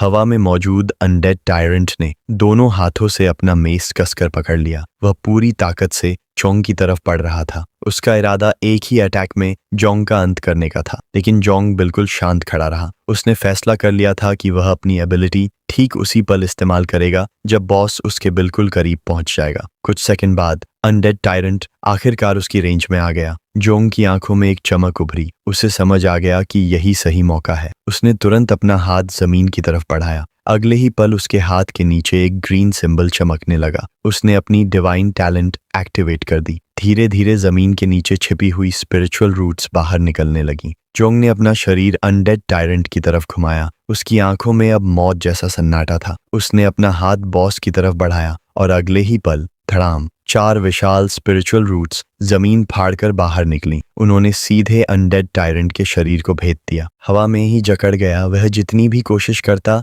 अपने शरीर को हिला तक नहीं पा रहा था। जोंग का हाथ अब भी उसकी तरफ बढ़ा हुआ था। उसके पूरे शरीर से शक्तिशाली ऑरा निकल रही थी। फिर उसने लिटिल नाइन की तरफ देखा और शांत आवाज में कहा, अब तुम्हारी बारी है। यह सुनते ही लिटिल नाइन पलक झपकते ही अनडेड टायरेंट के सामने पहुंच गई। उसने एक हाथ बॉस के सिर पर रख दिया। दूसरे हाथ के शार्प क्लॉज पूरी तरह तैयार थे। उसकी आंखों में केवल किलर इंटेंट दिखाई दे रही थी। उसने जोंग की तरफ देखकर जवाब दिया, अंडरस्टूड मास्टर। यह सुनते ही अनडेड टायरेंट का चेहरा बदल गया। उसे एहसास हो चुका था कि अब उसका अंत तय है। उसने खुद को छुड़ाने की पूरी कोशिश की, लेकिन अब बहुत देर हो चुकी थी। जैसे ही वह कोई हरकत करने वाला था, लिटिल नाइन ने मोमेंटम लिया। अपने शार्प क्लॉज और टेंटिकल्स की मदद से उसने एक ही वार किया। स्विश! अनडेड टायरेंट का विशाल शरीर बीच से 2 हिस्सों में कट गया। उसी अटैक के साथ स्पिरिचुअल रूट्स भी टूटकर बिखर गईं। कुछ ही सेकंड में अनडेड टायरेंट का विशाल कॉर्प्स जोरदार धमाके के साथ जमीन पर गिर पड़ा। पूरा सीक्रेट रेल्म उस धमाके से कांप उठा। जोंग अब भी अपना हाथ आगे बढ़ाए खड़ा था। उसने गहरी सांस ली और अनडेड टायरेंट के निर्जीव शरीर को देखते हुए हल्की सी मुस्कान दी। आखिरकार सीक्रेट रेल्म का सबसे शक्तिशाली बॉस भी उसके सामने हार चुका था। धीरे धीरे जमीन से निकली हुई सभी स्पिरिचुअल रूट्स वापस मिट्टी के अंदर समाने लगीं। कुछ ही सेकंड बाद अनडेड टायरेंट के कॉर्प्स के अंदर से एक चमकता हुआ कोर बाहर निकल आया। जैसे ही जोंग ने उसे देखा, उसने बिना देर किए उसकी तरफ दौड़ लगा दी। उसे पता था कि अगर कोर उड़ गया तो बड़ी परेशानी हो सकती है। पर कोर उड़ पाता उससे पहले ही जोंग ने उसे अपने हाथ में पकड़ लिया। फिर उसने अपनी मुट्ठी पूरी ताकत से भींच ली। क्रैक! कोर उसकी पकड़ में ही चकनाचूर हो गया। उसके छोटे छोटे टुकड़े धीरे धीरे जमीन पर गिरने लगे। जोंग अपनी मुट्ठी को घूरते हुए मन ही मन बोला, आखिरकार सब खत्म हो गया। उसी समय लगातार कई सिस्टम नोटिफिकेशंस उसके सामने दिखाई देने लगे। सिस्टम ने उसे कंग्रेचुलेशंस देते हुए बताया कि उसने C rank secret realm temple of the undead को सक्सेसफुली क्लियर कर लिया है। इसके बाद सिस्टम ने सभी टीम मेंबर्स का कंट्रीब्यूशन कैलकुलेट करना शुरू किया। कुछ सेकंड बाद फाइनल रिजल्ट सामने आ गया।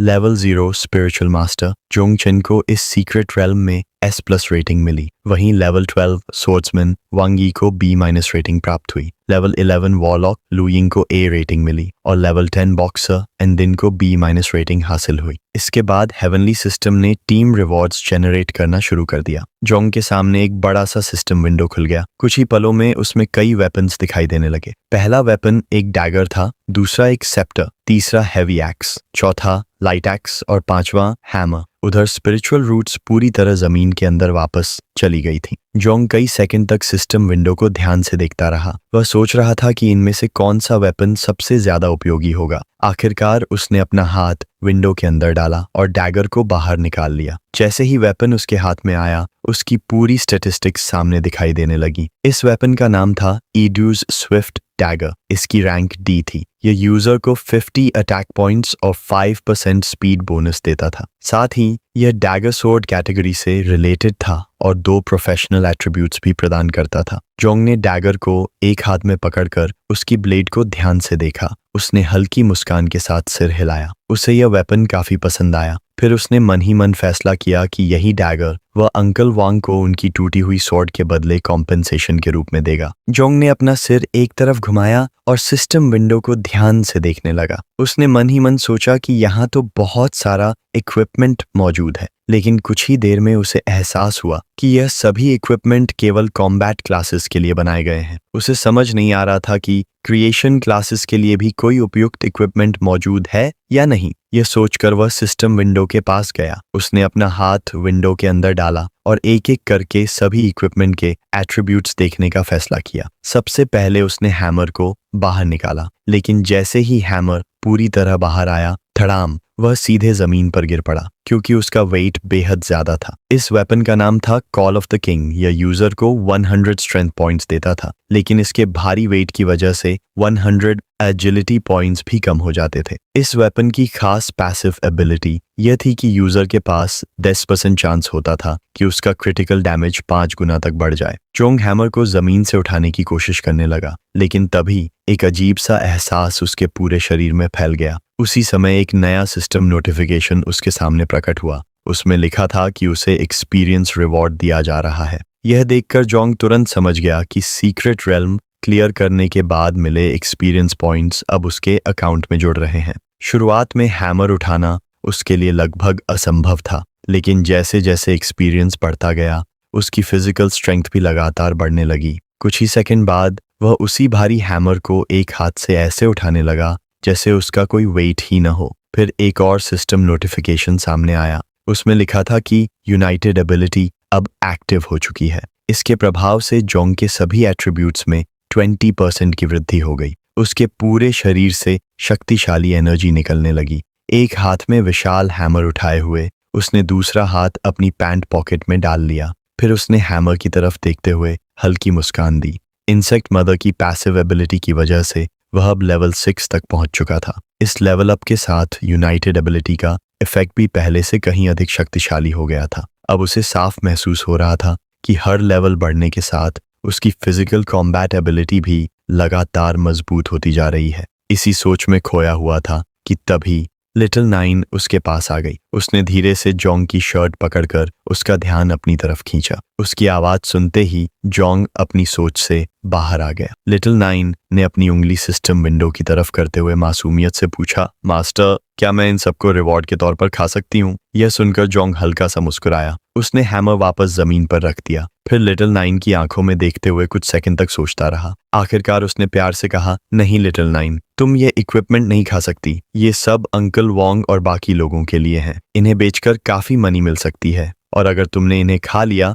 तो तुम्हारे पेट में दर्द हो जाएगा। लिटिल नाइन ने एक हाथ अपनी पीठ के पीछे कर लिया और दूसरे हाथ से अपने होंठों को छूते हुए उदास चेहरे से जोंग की तरफ देखने लगी। फिर उसने अपना शरीर अनडेड टायरेंट के कॉर्प्स की तरफ घुमाया और मासूमियत से पूछा, मास्टर, क्या मैं इसे डिवावर कर सकती हूँ? यह सुनते ही जोंग को अचानक याद आया कि बॉस का कॉर्प्स अभी भी वहीं पड़ा हुआ है। वह लगभग उसे भूल ही चुका था, लेकिन डिवावरिंग वैल्यू बेहद कीमती होती है। उसे किसी भी कीमत पर बर्बाद नहीं किया जा सकता था। उसके शरीर से अब भी शक्तिशाली ऑरा निकल रही थी। उसने अनडेड टायरेंट के कॉर्प्स की तरफ देखा और मुस्कुराते हुए लिटिल नाइन को उसे डिवावर करने की परमिशन दे दी। आखिर वह बॉस उसी का शिकार था। परमिशन मिलते ही लिटिल नाइन बिना एक पल घुमाए उस विशाल कॉर्प्स की तरफ दौड़ पड़ी। जोंग भी उसकी तरफ देखने लगा, लेकिन अगले ही पल उसके मन में एक सवाल आया। अनडेड टायरेंट का कॉर्प्स इतना विशाल है, अगर लिटिल नाइन इसे पॉइजनस मिस्ट से करोड करेगी तो इसमें काफी समय लग जाएगा। लेकिन लिटिल नाइन ने कुछ और ही करने का फैसला किया। उसने अपने दोनों हाथ फैलाए, फिर अपनी आंखें बंद कर लीं, अपना मुंह खोला और जोंग से कहा, मैं खाने जा रही हूँ। अचानक उसका पूरा शरीर कांपने लगा। कुछ ही सेकंड में वह वापस अपने नेचुरल फॉर्म में लौट आई। अब उसका असली रूप सामने था। उसने अपनी खून से भरी नजरों से अनडेड टायरेंट के कॉर्प्स को घूरा, फिर अपना विशाल मुंह खोलकर उसकी तरफ बढ़ने लगी। हालांकि अनडेड टायरेंट का कॉर्प्स बहुत बड़ा था, लेकिन मदर इंसेक्ट के नेचुरल फॉर्म के सामने वह भी बेहद छोटा लग रहा था।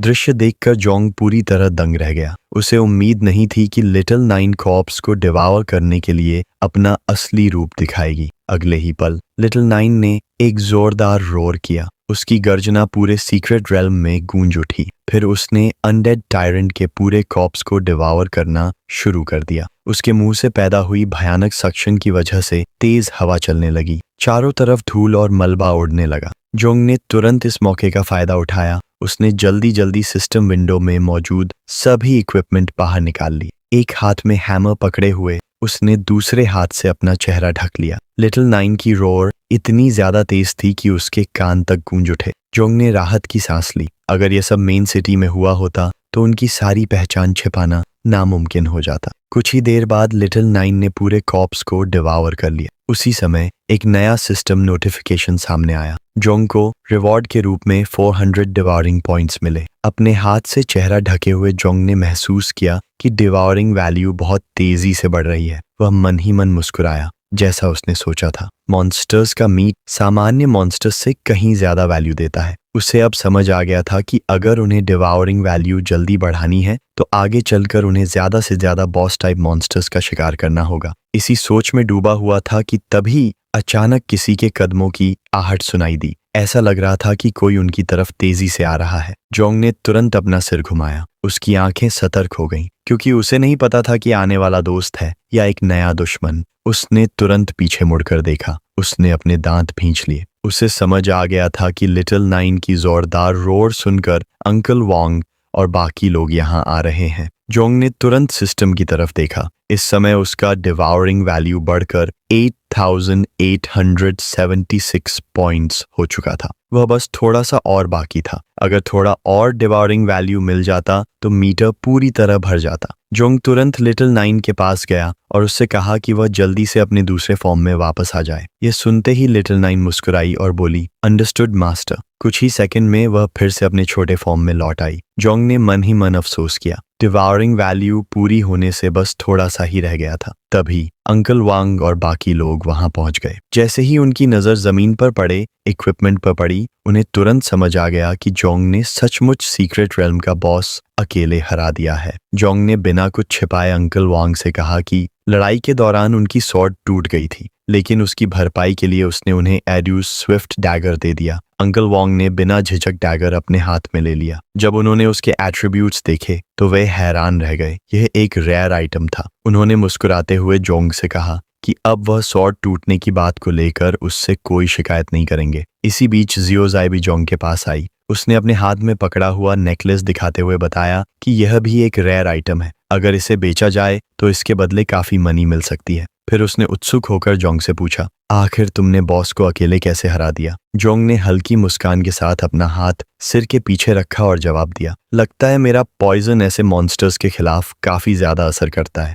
इतना कहने के बाद उसका चेहरा फिर से गंभीर हो गया। उसने नीचे जमीन की तरफ देखा। सीक्रेट रेल्म पूरी तरह क्लियर हो चुका था, लेकिन वह जानता था कि एक बार सीक्रेट रेल्म क्लियर हो जाने के बाद वह दोबारा रिफ्रेश नहीं होगा। अगर उसे फिर से डिवाउरिंग वैल्यू बढ़ानी है तो उसे किसी नए बॉस मॉन्स्टर का शिकार करना पड़ेगा, और उसके लिए अब उसके पास केवल एक ही रास्ता बचा था, डेजर्ट। उसी समय अंकल वांग ने जोंग की तरफ देखते हुए कहा, सच में अफसोस की बात है कि तुम रिसर्च डिपार्टमेंट में जा रहे हो। तुम अभी तक लेवल 1 भी नहीं पहुंचे हो, फिर भी अकेले बॉस मॉन्स्टर को हरा दिया। अगर भविष्य में तुम्हारा लेवल और बढ़ गया तो तुम कितने शक्तिशाली बनोगे, इसकी कल्पना भी नहीं की जा सकती। इतना कहने के बाद उन्होंने जोंग से पूछा, अब तुम्हारा अगला प्लान क्या है? जोंग ने उनकी तरफ देखा और हल्की मुस्कान के साथ कहा, मैंने पहले आपको इसलिए नहीं बताया क्योंकि मैं आपको बेवजह परेशान नहीं करना चाहता था, लेकिन सच ये है कि मैं नाइट्स वॉच ज्वाइन करने की तैयारी कर रहा हूँ। यह सुनते ही अंकल वांग पूरी तरह हैरान रह गए।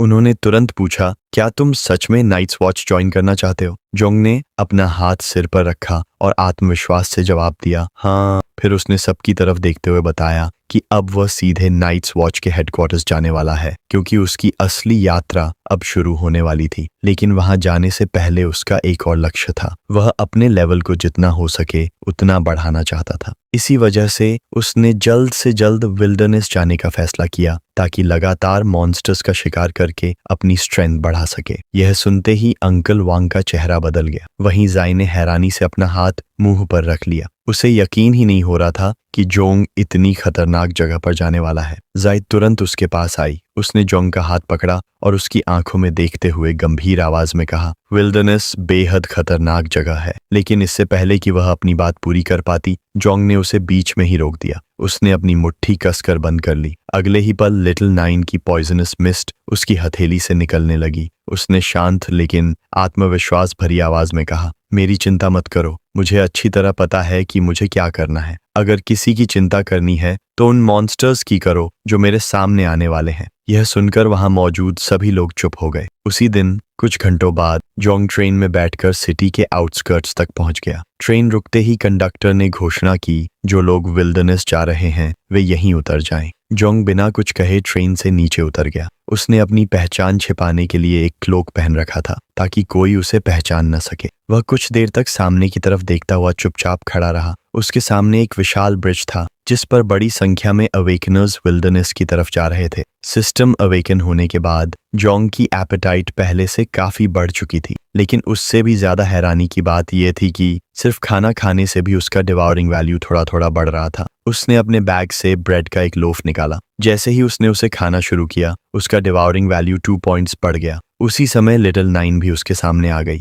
उसने अपना हाथ मुंह के पास रखते हुए ब्रेड की तरफ नापसंदगी भरी नजरों से देखा और बोली, मास्टर, आपका खाना बिल्कुल भी टेस्टी नहीं है। ये सुनकर जोंग हल्का सा मुस्कुरा दिया। उसने सोचा कि विल्डरनेस पहुंचने के बाद लिटिल नाइन के लिए कुछ अच्छा खाने का इंतजाम करेगा। फिर उसने अपना हाथ आगे बढ़ाया। अगले ही पल उसके सामने एक मैप प्रकट हो गया। वह और लिटिल नाइन दोनों मिलकर उस मैप को ध्यान से देखने लगे। जोंग को बिल्कुल उम्मीद नहीं थी कि अंकल वांग उसे इतना सारा इक्विपमेंट दे देंगे। उन्होंने सिर्फ मैप ही नहीं बल्कि एक बेहद कीमती स्टोरेज रिंग भी उसे दे दी थी। डेजर्ट जाने से पहले ये सभी चीजें उसके लिए किसी खजाने से कम नहीं थीं। जोंग धीरे धीरे ब्रिज पार करने लगा। चलते हुए उसे अंकल वांग की कही हुई बातें याद आने लगीं। उन्होंने बताया था कि विल्डरनेस पर हेवनली वे का गहरा प्रभाव है। वहां पहुंचते ही लगभग सभी इलेक्ट्रॉनिक डिवाइसेस काम करना बंद कर देते हैं। पूरा इलाका किसी एपोकलिप्स की तरह दिखाई देता है, जहां मॉन्स्टर्स लगातार अपने नेस्ट्स बदलते रहते हैं। इसी वजह से वहां इस्तेमाल होने वाले मैप्स भी बहुत कम समय तक ही सही जानकारी दे पाते हैं। अगर किसी के पास लेटेस्ट इंटेलिजेंस न हो तो मॉन्स्टर्स के ग्रुप्स को ढूंढना लगभग नामुमकिन हो जाता है। जोंग ने मैप को ध्यान से देखा और गहरी सांस ली। अब उसके सामने सिर्फ एक ही रास्ता था, वाइल्डरनेस में कदम रखना और पहले से कहीं ज्यादा खतरनाक लड़ाइयों के लिए खुद को तैयार करना। विल्डरनेस में अकेले घूमने वाले बॉस मॉन्स्टर्स में फायरबर्ड और थंडर राइनोसरस सबसे ज्यादा कॉमन थे। जब भी ये मॉन्स्टर्स चलते तो उन्हें दूर से ही आसानी से देखा जा सकता था। मैप पर एक जगह क्वेश्चन मार्क से चिन्हित थी। अंकल वांग ने खास तौर पर जोंग को चेतावनी दी थी कि उस जगह से जितना हो सके दूर रहे, क्योंकि वहां एक बेहद खतरनाक नेस्ट था जहां हाई लेवल मॉन्स्टर्स रहते थे। उस जगह पर जाने का मतलब अपनी जान को खतरे में डालना था। अंकल वांग के मुताबिक गॉब्लिन डंजन ही जोंग के लिए सबसे सही जगह थी। वहां लो लेवल मॉन्स्टर्स थे, साथ ही वहां जाने वाले अवेकनर्स की संख्या भी काफी कम थी। जोंग ने मैप को ध्यान से देखा। उसने अपनी मुट्ठी कस ली और मुस्कुराते हुए फैसला किया कि वही उसकी अगली मंजिल होगी। अब उसके हाथ में मैप था, इसलिए उसे गॉब्लिन डंजन ढूंढने में ज्यादा समय नहीं लगेगा। वह अब भी अपने विचारों में खोया हुआ था कि तभी अचानक किसी ने ऊंची आवाज में उसे रुकने के लिए कहा। यह सुनते ही जोंग सतर्क हो गया। उसने तुरंत पीछे मुड़कर देखा। एक क्लोक पहने आदमी उसके बिल्कुल पीछे खड़ा था। उस आदमी ने जोंग के कंधे पर हाथ रख दिया। फिर वह गुस्से से उसे घूरते हुए बोला, मैं कब से तुम्हें आवाज दे रहा हूं, तुमने अनसुना क्यों किया? मुझे तुमसे बस एक बात पूछनी थी। उसने जोंग से पूछा, क्या तुमने यहाँ आसपास गोल्डन हेयर वाली किसी लड़की को देखा है? जोंग ने उसकी तरफ देखा। उसकी आंखों में मर्डरस इंटेंट साफ दिखाई दे रही थी। उसने ठंडे स्वर में जवाब दिया, नहीं, और अपनी जुबान संभाल कर बात करो। इतना कहते ही लिटिल नाइन की पॉइजनस मिस्ट धीरे धीरे जोंग के कंधे से निकलकर उस आदमी के हाथ से चिपक गई। आदमी ने तुरंत घबराकर अपना हाथ पीछे खींच लिया। वह हैरानी से अपनी हथेली को देखने लगा। उसने अपने दांत भींच लिए और मन ही मन सोचने लगा, क्या यह पॉइजन है? लेकिन यह कैसे हो सकता है? सामने खड़ा लड़का तो अभी लेवल 10 तक भी नहीं पहुंचा, फिर भी वह उसे नुकसान नहीं पहुंचा सकता था, क्योंकि वह खुद लेवल 27 मेन डिफेंस वॉरियर था। जोंग ने बिना उसकी तरफ दोबारा देखे अपनी पीठ घुमा ली और आगे बढ़ने लगा। चलते चलते उसने कहा, अगर जल्दी हीलर के पास नहीं गए तो इस पॉइजन का इलाज करना आसान नहीं होगा, और हाँ, अपने दिमाग का भी थोड़ा ख्याल रखना। इतना कहकर जोंग ने उसे बाय बोल दिया और आगे बढ़ गया। यह सुनते ही वह आदमी गुस्से से कांप उठा। उसने जोर से जोंग को दोबारा आवाज दी और चिल्लाकर कहा, क्या मैंने तुम्हें जाने की परमिशन दी है? जोंग धीरे धीरे रुका। उसने अपना सिर घुमाया और ठंडी मर्डरस गेज से उस आदमी को देखने लगा। वह आदमी जोंग के सामने आकर खड़ा हो गया। उसके पूरे शरीर से शक्तिशाली ऑरा निकल रही थी। उसने किलर इंटेंट से भरी आंखों से जोंग को घूरते हुए कहा, तुम्हारी हिम्मत कैसे हुई फैमिली के किसी सदस्य पर हाथ उठाने की? यह सुनते ही जोंग कुछ पल के लिए सोच में पड़ गया। उसके मन में एक ही सवाल उठा, क्या यह वही जी फैमिली है जो बैटल ऑफ हेवन में मशहूर थी? अगर ऐसा है तो शायद उसने अनजाने में एक बहुत बड़े दुश्मन को अपने सामने खड़ा कर लिया था। यहीं पर आज की वीडियो खत्म होती है। अगर आप लोग नेक्स्ट पार्ट देखना चाहते हैं तो वीडियो को लाइक जरूर करें। अगर अभी तक चैनल को सब्सक्राइब नहीं किया है तो जल्दी से सब्सक्राइब कर लीजिए, ताकि आने वाले सभी पार्ट्स सबसे पहले आप तक पहुंचें।